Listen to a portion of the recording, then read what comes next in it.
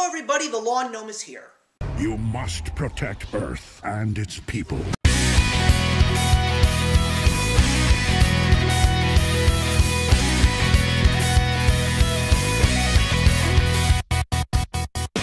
So for today, I'm going to be reviewing a movie that I had no anticipations in seeing because of the films within the franchise that had come before it.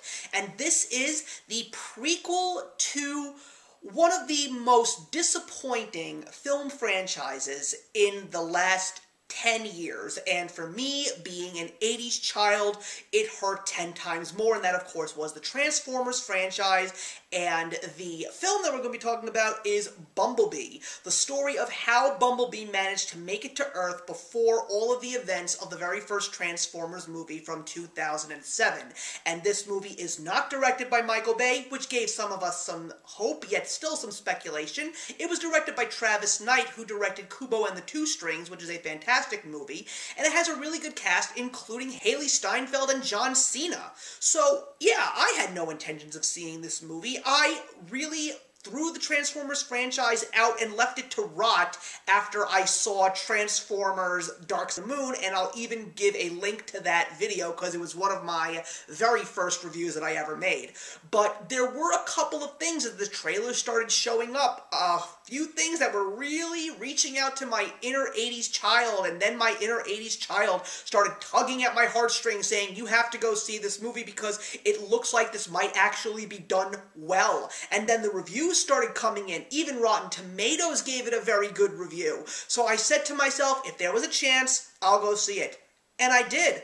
And I gotta tell you, I liked it! I actually liked it much more than I thought that I would. But there are so many reasons as to why I liked it. First of all, the best part of the movie for me was without a doubt the first 10 minutes on Cybertron because it features the old school Transformers, the looks, the feel, the voices, the atmosphere.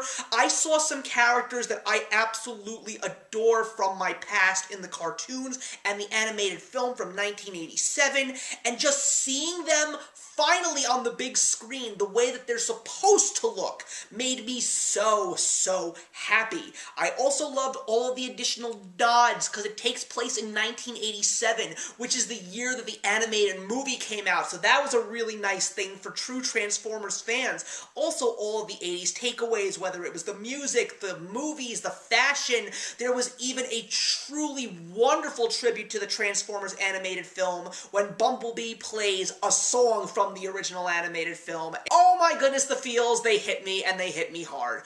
But this movie is fun. This movie is charming. This movie has a plot that is very easy to follow. This has very likable characters. This whole concept that some weirdos are saying that the reason why Bumblebee is not doing well at the box office is because there is a female lead. That is not the reason why. And I thought getting Haley Steinfeld to play the main human character was a stroke of genius because she's one of the best young actresses out there, and to see her befriend a character like Bumblebee, at least for me, knowing how she acts, it's a match made in heaven. Also, there's a lot of things that could be said about the over-the-top cheesy moments, especially around the John Cena character, but if you have in fact watched the original Transformers cartoon, there are a lot of cheesy moments. There is a lot of campiness, even with the robots themselves, but there's no reason why it can't be done in a way that's not annoying, and that is where the original Transformers films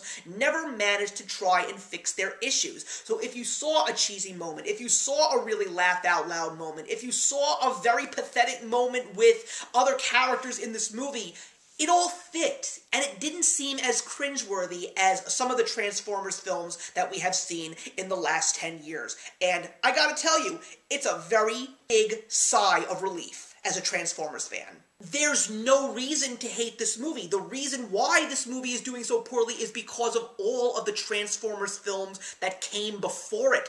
Michael Bay destroyed this franchise. he turned what could have been one of the most beautifully predominant and most beloved franchises into a steaming pile of dog crap, and he took it so far to the lowest bowels that it was never being able to redeem itself, and crazily enough, Bumblebee managed to do it with its overall value, but nobody's seeing it. So I'm really glad that YouTubers that I know were yelling at the screen saying, please do not let this one pass you by, go see it, you will love it. If you are a Transformers fan, if you are an 80s fan, you will see a lot of homages to movies like E.T. and The Iron Giant, based on the relationship between Haley Steinfeld's character Charlie and Bumblebee. We got all of that, and it was even a great segue into the 2007 Transformers film. They showed us all the things that Bumblebee had in the very beginning of the original Transformers film,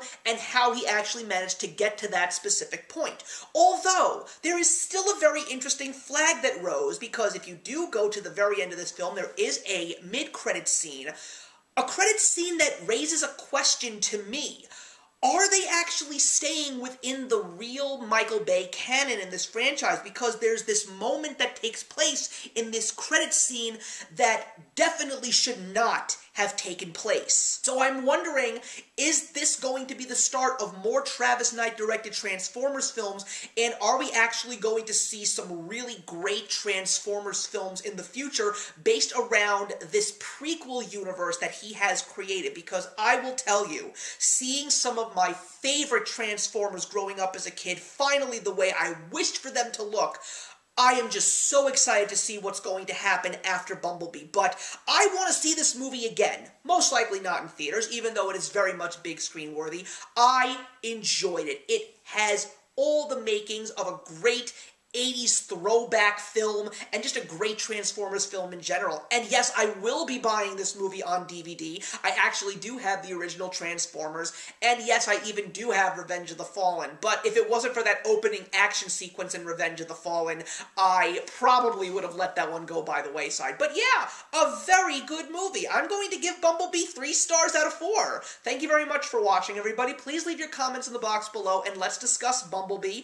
And I'm hoping that you will join me very soon for the 600th episode of Up From the Underground. And you're probably guessing what movie we will be talking about. But in the meantime, I will see you in the next one. Give us any chance, we'll take it. Read us any rule, we'll break it. Hey, thank you so much for stopping by my channel today. If you're new here and want to see more of what my channel has to offer, please click on the link to my last video, or hit that subscribe button to be kept up to date with all of my uploads. Content of all sorts is posted here quite often, so trust me, you do not want to fall behind. I will see you in the comments, and actions speak louder than words.